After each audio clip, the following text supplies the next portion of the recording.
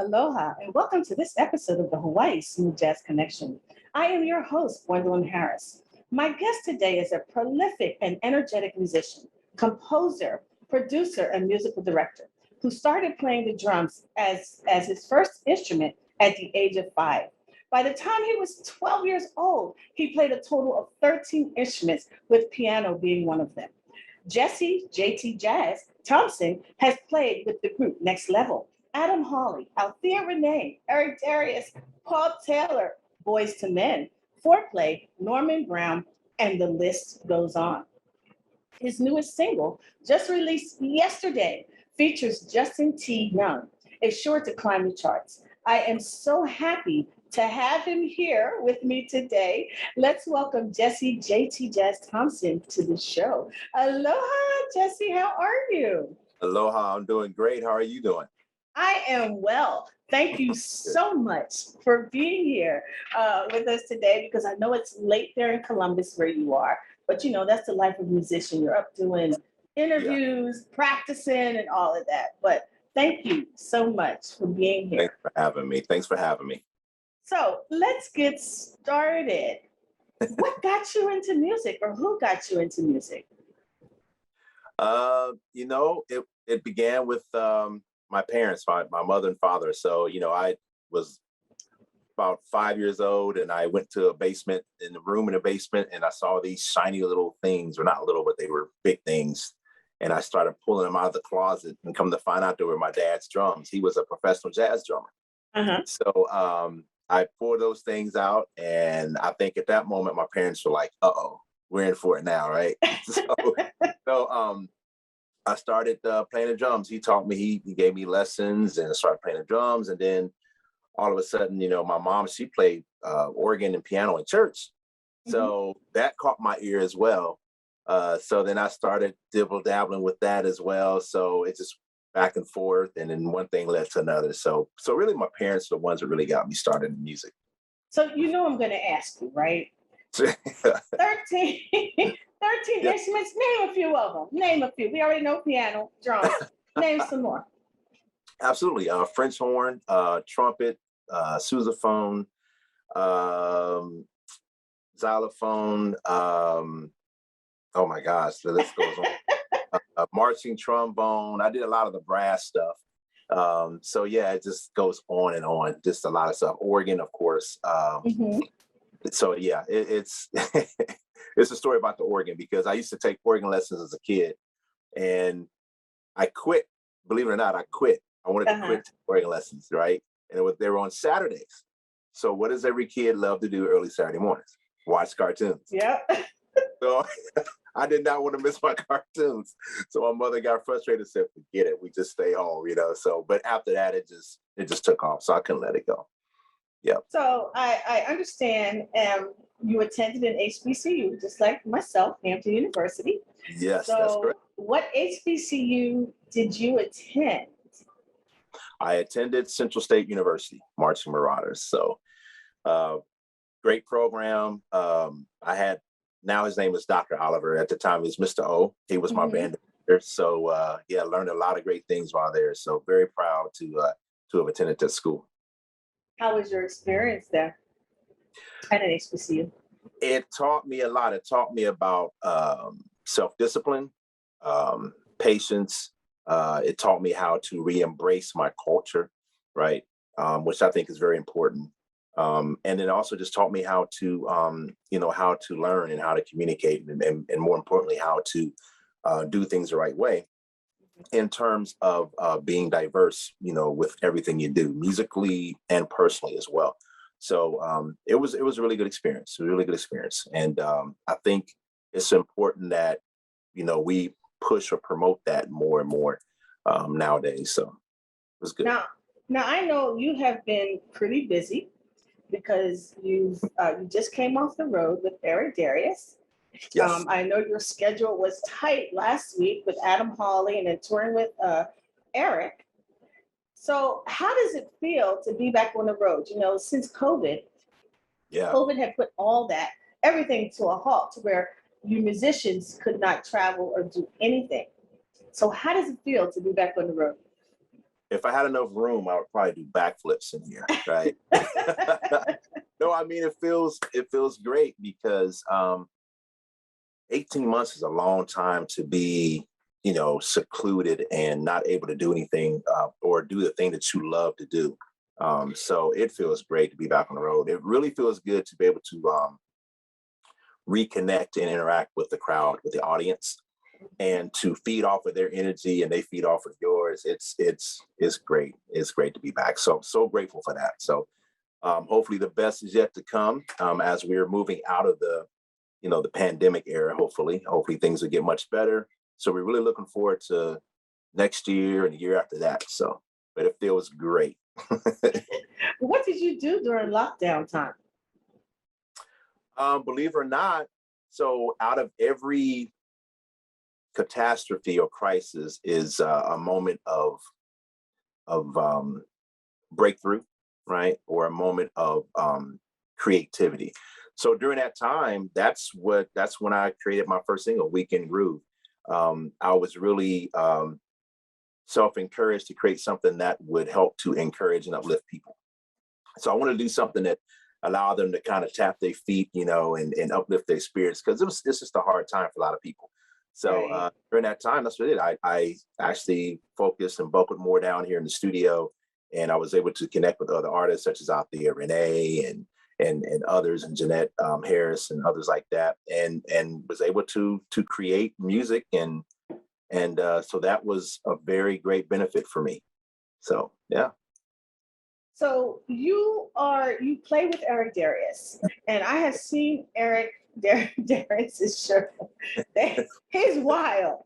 He is amazing. How is it to work with him? Just the energy on the stage alone.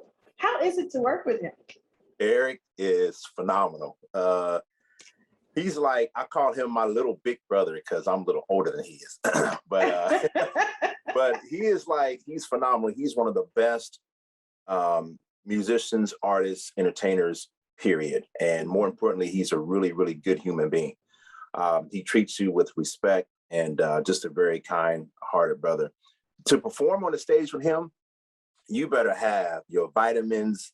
You better have your apple cider vinegar pills. You better have whatever, right? Plenty of good alkaline water, your juices. But no, seriously, performing with him was great. He brings so much great energy that it's contagious. So you have to, or you feel compelled to join in and to be a part of him, part of that circle.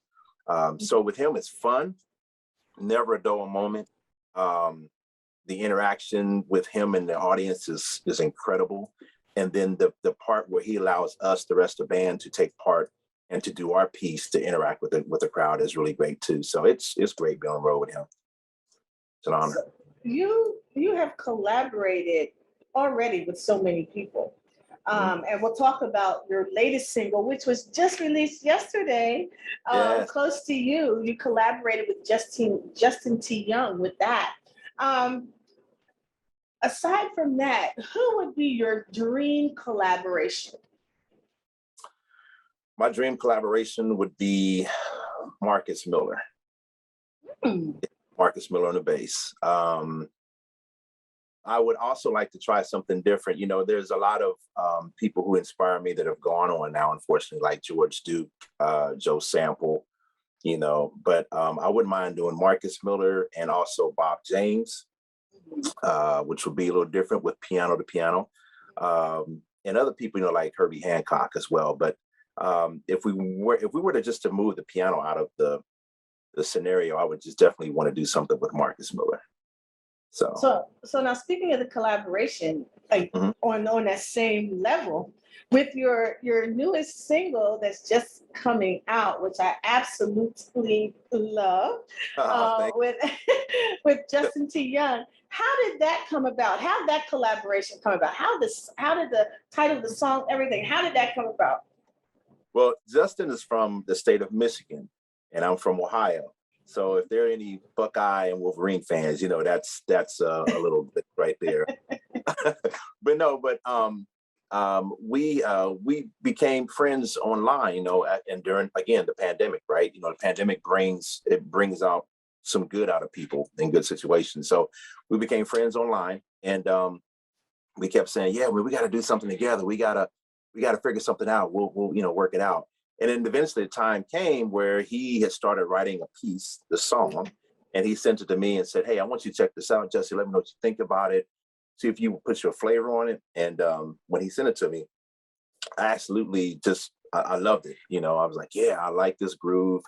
So I went ahead and I did my piece and I wrote on it. And he already had the song pretty much titled, Close to You. And I was like, yeah, that's cool. That's really cool. But he did his half, I did my half. I brought in DeJuan Watson, who's a drummer from Chicago area. So he played the drums on the track, and we put it all together. And I sent everything back to Justin because he stays now in Vegas. So yeah, I'm a little jealous because he's all the way in Vegas and I'm still here in Ohio. But yeah, we put it all together, got it mixed, got it mastered. It came out to be a great piece. So, it was very fortunate to have that. Now, you're also a part of a band there in Ohio, a very well-known band in Ohio, called Next Level. How was that band formed? Because I know you're going to be playing in a few minutes. We're going to be showing a clip of you playing one of the songs that you wrote for that band. So how was that band formed? Yeah, that's the brotherhood. I call it the brotherhood. Next Level, we've been around for years. We were actually we were formed by former saxophonist Richard Randolph. His nephew was getting married, and so his nephew called him up and wanted to know if there was a band he could put together for his wedding and reception. So Richard got all of us together, and we had a few rehearsals, and it went so well, Gwen, that we started receiving like numerous requests for us to come play other receptions and business receptions and weddings and other events. So at that point, we were like, okay, all right, hold on. We got to make this thing legit. So the guitarist, Mark Jackson, who was just on the road with me with Eric Darius for the last show, he actually came up with the name. And we all looked at each other like, yeah, we like that. Next Level, no T, just NEX Level. So we came up with that name, and we've been on the road ever since. We've opened up and played with, opened up for a Foreplay, Spyra Gyra, Boys to Men, Mindy A. Bear, the late great Wayman Tisdale, and Jeff Golub. So I mean, a lot of people. List goes on and on. So we've been very fortunate. It's been a wonderful experience. So yep. Since we're talking about Next Level, why don't you go into the clip that we're about to show with you playing? Absolutely. So this next clip is actually a song that I wrote. It's called Chillin', and it is on Next Level's project. Actually, it was released in October of last year. So it's called Chillin', and hope you enjoy it.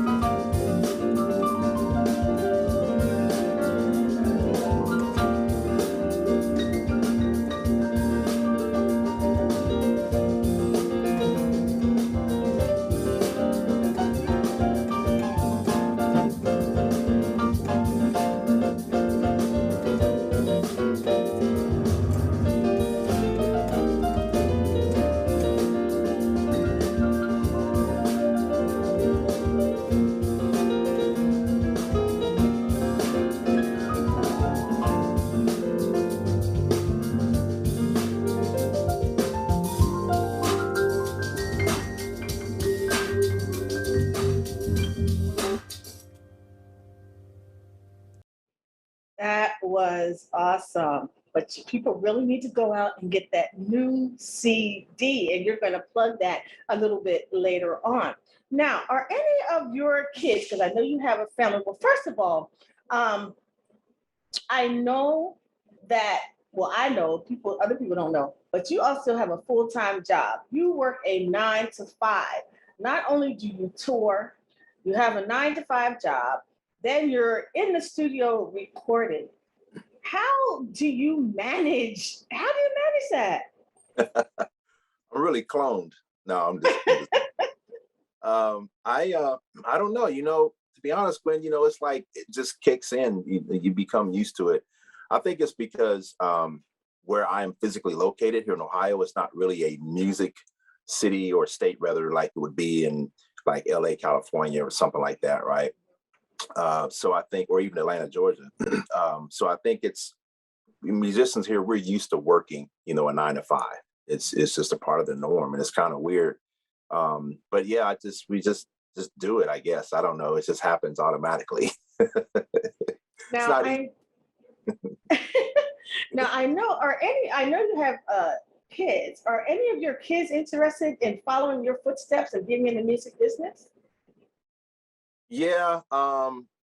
My son Justin, he's really into it. He just finished college and he has a degree, and he's with music production and management. So he's really into it that way. He wants to do some things, and I push him to go as far as he can, since he has a passion for it. So he's definitely wants to do it. My other son Emmanuel, he wants to do it a little, but I think it's kind of like maybe a trial and error type of thing, where he'll do a little bit of it. Him and Justin get together, but for the most part, I think he has other things he wants to do in a career. So I don't really push it on him. So, but Justin he definitely wants to do something musically. So hopefully he will, and I just do what I can to help him out. So with that being said, because your son is an up and coming artist, what would you tell your son as what advice would you give your son as an up and coming artist coming into this industry? Yeah, that's a really good question. For one, make sure that this is what you really want to do. If this is what you have a passion for, then go for it. For two, always be a student. You never can know too much. You always want to learn. You always want to network, and you definitely want to make sure that you're able to communicate with other people, and as well as collaboration. Right? You definitely want to collaborate with the right people so that things will happen.